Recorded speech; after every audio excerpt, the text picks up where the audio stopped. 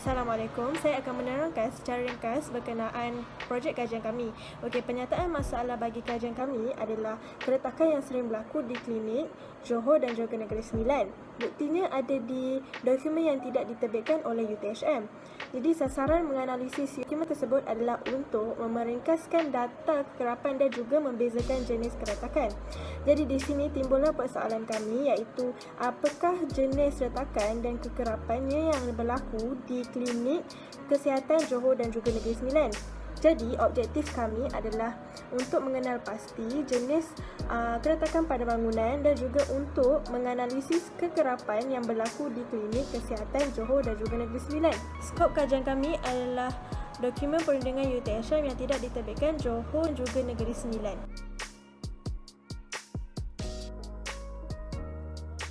Keyword pertama kami adalah bangunan. Bangunan dikategorikan kepada 4, kediaman, bukan kediaman, kemudahan sosial dan juga infrastruktur. Seperti yang anda lihat tabel yang diambil daripada CIDB Construction Quarterly Statistically Bulletin 1 First Quarter 2014.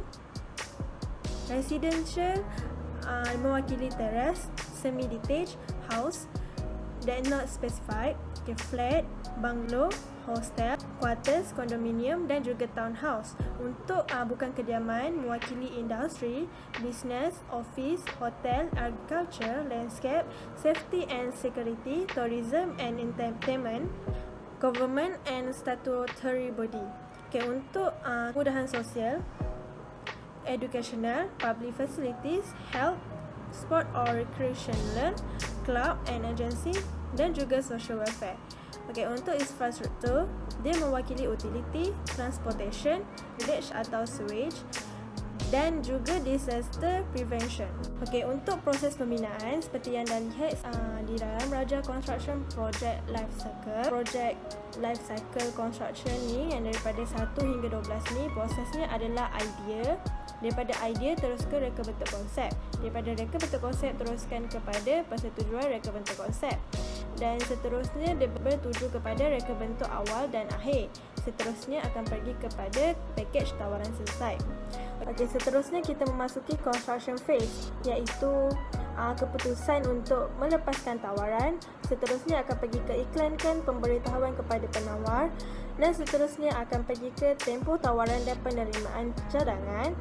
Dan selepas tempoh tawaran dan penerimaan cadangan akan pergi ke pilih kontraktor. Dan seterusnya notis untuk meneruskan projek tersebut. Selepas itu akan pergi ke tempoh pembinaan dan akhir sekali akan pergi ke pemeriksaan dan penerimaan projek. Assalamualaikum warahmatullahi wabarakatuh. Saya akan ceritakan tentang klinik kesihatan. Klinik adalah merupakan sebuah institusi perkhidmatan awam yang terlibat dalam bidang perkhidmatan kesihatan.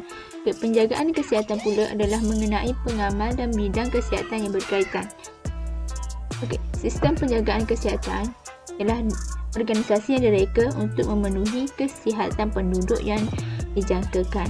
Keperluan klinik kesihatan untuk berfungsi dengan baik, dia memerlukan mekanisme pembiayaan, pekerja yang terlatih, tenaga kerja yang dibayar dengan baik, maklumat yang boleh dipercayai untuk keputusan dan dasar asas. Kemudahan kesehatan seterusnya adalah kemudahan kesihatan diselenggara dengan baik. Ini kerana untuk menyediakan kualiti dan teknologi untuk ubat-ubatan. Ini adalah menurut Kesihatan Sedunia Perubatan, iaitu WHO. Penjagaan mempunyai 3 peringkat, iaitu primer,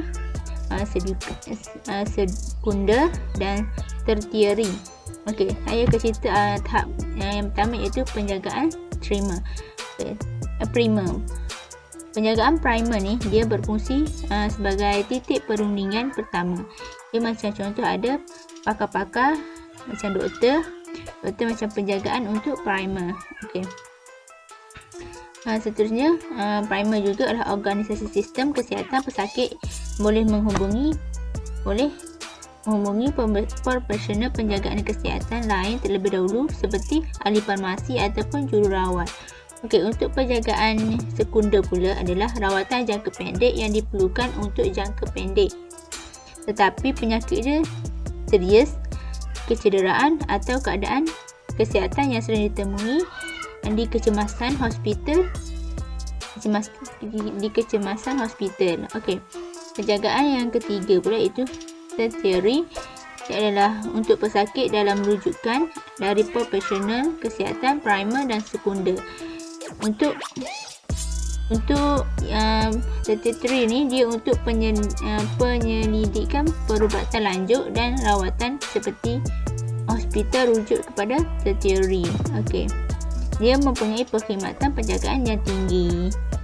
Okey. Salah satu cara untuk mengelakkan isu bangunan seperti kerosakan pada setiap item dalam bangunan adalah dengan penyelenggaraan bangunan. Matlamat utama penyelenggaraan bangunan adalah untuk mengurangkan sebarang kesalahan atau potensi kekurangan komponen dan peralatan prestasi bangunan yang lebih sistematik. Penyelenggaraan bangunan yang cekap dapat membantu menyedari masalah kegagalan dan kerosakan. Selain itu, adalah penting bukan sahaja pelanggan tetapi juga pemilik dan organisasi diberi jaminan semua aspek perlindungan dan keselesaan. Okey, seterusnya adalah dapat membantu memilih kaedah penyelenggaraan dan bahan yang tepat untuk dilaksanakan. Dengan memilih strategi dan bahan yang betul yang akan mencegah pembaikan komponen dan peralatan yang sama dalam masa yang terdekat daripada ditindaklanjuti, objek pembaikan dan peralatan pembinaan yang rosak hanya dapat dikembalikan ke keadaan semula dan berfungsi dengan penyelenggaraan bangunan yang baik. Pemulihan. Seperti kata Zakaria dan Hamzah 2007, tidak ada fokus yang kuat dan sistematik pada pengurusan bangunan dan penyelenggaraan kemudahan semasa yang dijalankan di Malaysia yang mengakibatkan kos untuk kerja-kerja penyelenggaraan dan pemulihan.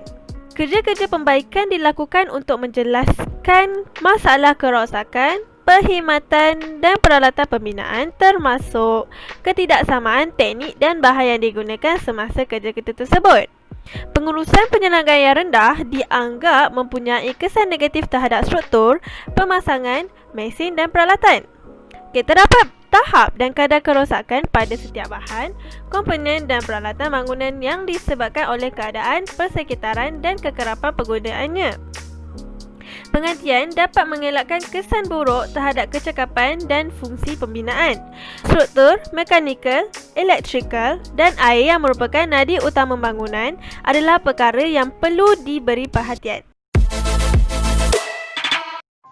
Keretakan bangunan. Keretakan bangunan adalah kejadian biasa dan masalah universal yang berlaku di seluruh dunia. Keretakan ini disebabkan oleh tekanan pada komponen yang melebihi kekuatannya. Terdapat dua jenis tekanan. Yang pertama adalah tekanan yang disebabkan oleh daya luaran seperti beban mati, beban hidup serta beban gempa. Yang kedua adalah tekanan yang disebabkan oleh dalaman seperti suhu, kelembapan dan tindakan kimia.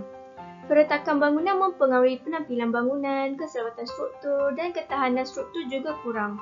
Terdapat dua jenis retak. Yang pertama adalah keretakan struktur, yang kedua adalah keretakan bukan struktur. Kategori keretakan yang pertama adalah keretakan struktur. Keretakan ini mempengaruhi kestabilan bangunan. Ia disebabkan oleh galas beban yang lemah, muatan berlebihan serta tapak bangunan yang lemah. Antara petunjuk keretakan adalah menegak, mendatar, berpenjuru serta kelihatan seperti tetangga. Jenis keretakan di dinding. Terdapat tiga. Yang pertama adalah keretakan menegak, keretakan mendatar serta keretakan pada dinding tanpa beban.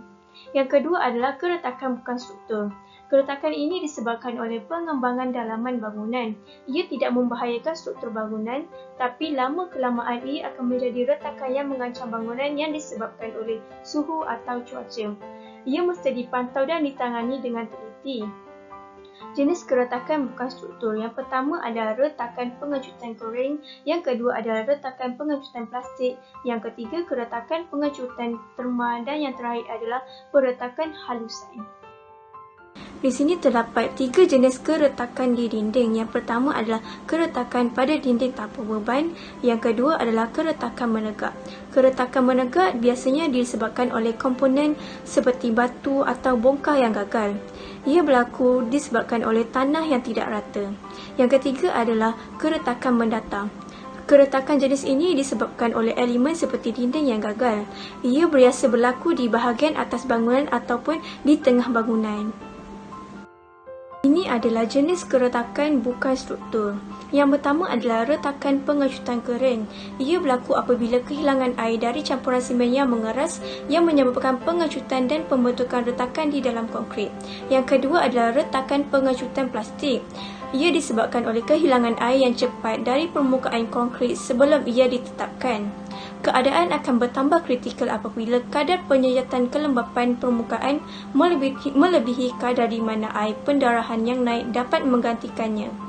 Yang ketiga adalah retakan pengecutan terma. Ia terhasil daripada penghidratan simen yang panas yang disebabkan oleh kecerunan suhu yang berlebihan. Yang keempat adalah peretakan halusan. Ia adalah retakan halus seperti retakan peta pada sekeping konkrit. Ia keretakan yang selamat dan tidak mengancam struktur. Ia berlaku apabila sekeping konkrit menguap dengan cepat kerana permukaan konkrit terlalu kering. Metodologi yang pertama adalah dokumen analisis bagi objektif yang pertama. Objektif tersebut adalah mengenal pasti jenis-jenis keretakan pada bangunan. Metode yang digunakan adalah dokumen analisis dan jenis data collection adalah secondary data. Analisis adalah multi-layer thematic analysis. Gambar ini adalah multi-layer thematic process. Untuk layer yang pertama, ia difokuskan tentang keretakan bangunan. Jadi, semua maklumat yang berada di luar batas akan diabaikan dan tidak diambil. Selepas itu, layer yang kedua akan difokuskan pada jenis keretakan pada bangunan, iaitu keretakan struktur dan keretakan bukan struktur. Untuk ini, ia akan termasuk definisi serta sebab berlakunya keretakan tersebut yang diberikan oleh penyelidik sebelumnya. Seterusnya adalah quality measure. Jadi, untuk yang ini semua data akan dikenakan ukuran quality. Jadi, penilaian semula akan dilakukan kepada setiap layer. Jadi, layer ini dilakukan supaya maklumat yang diambil adalah yang terbaik.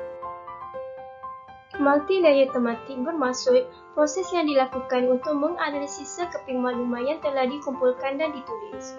Ia seperti dokumen masa lalu. Ia membantu mengatur setiap langkah untuk menganalisis serta pengumpulan data.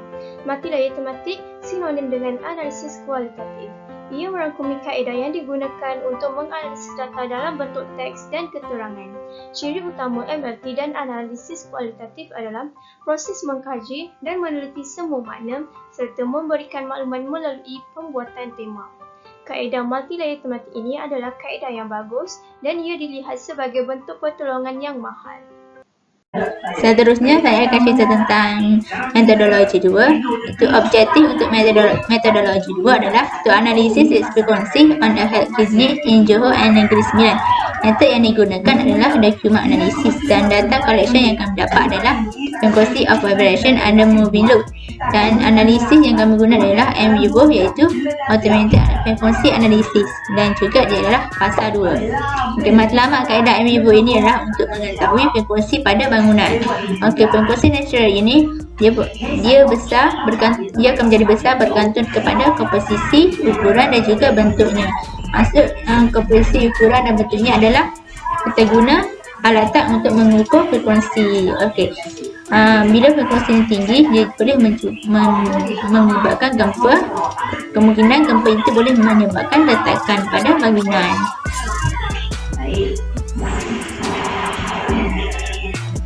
Okey. Ini adalah beberapa kelebihan MVivo. Kelebihan yang pertama adalah mengumpul dan mengakrabkan hampir semua data dan juga menyambung data ke data yang ditularkan. Ini bermaksud orang menganggap MVivo sebagai alat untuk menerangkan data. Ia digunakan selama bertahun-tahun sebagai QSR yang telah bekerja perisian menjadikan rumah kepada semua data penyelidikan yang dikumpul. Okey, dia keupayaan dalam mengumpul data multimedia daripada berbilang peranting kemudian memaukan ke data yang diskripsi adalah penting dalam mengakses sumber file apabila diperlukan melalui MVivo. Seterusnya adalah cari set besar. Okey, dia mencarikan laluan tertentu dalam tema mahu mencipta pasar dan data yang ada. NVivo membolehkan mencari set data yang besar, kemudian mengatur keputusan yang ada pelbagai cara kandungan pelajaran, multimedia dan sebagainya. Okey, seterusnya adalah menjana kod untuk mengenal pasti kerak. Ini adalah untuk menyusun data ke dalam tema, untuk mengubah data ke dalam tema. Ini supaya untuk membuat pengambilan data menjadi lebih cepat dan berkesan. Pengisian NVivo ini digunakan secara meluas. Ini kerana untuk memudah untuk mengenal pasti trend ke dalam set data melalui beberapa kajian kod. Okey, ini hanya boleh dicapai jika ilmu itu betul, terstruktur dan juga teratur. Okey, akhir sekali adalah NVivo dan multimedia. Okey, NVivo adalah satu fenomena yang agak baru yang boleh membolehkan Twitter, siaran Facebook dan juga komen YouTube diimportkan dan direkod sebagai sebahagian daripada data yang diimport. Ini kemungkinan faktor penting dalam beberapa tahun apabila kaedah penyelidikan beralih. Data ini dinamik sebagai agak baru sebagai sebahagian daripada penyelidik yang tetap menjadi lebih popular. Daripada saya, sekian. Terima kasih. Sebagai kesimpulannya, projek keretakan pada klinik di Johor dan juga Negeri Sembilan pada tahap yang pertama dapat dilihat melalui dokumen pengkajian lepas.